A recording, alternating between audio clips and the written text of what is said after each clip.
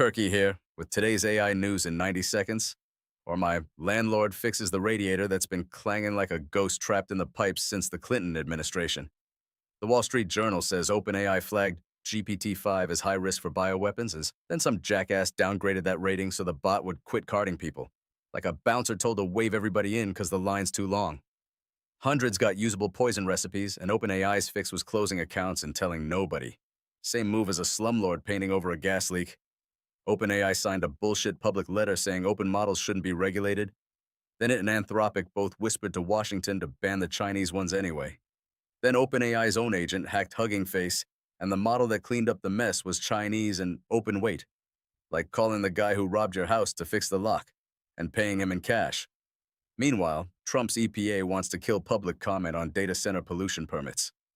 So your neighborhood doesn't get a goddamn say before they bulldoze a server farm next to the swing set.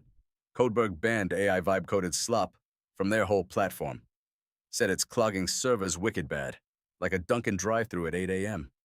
Monday.com laid off a fifth of their staff, called it transformation, joining 20 other clowns blaming the robot for some guy in a Blazers budget decision.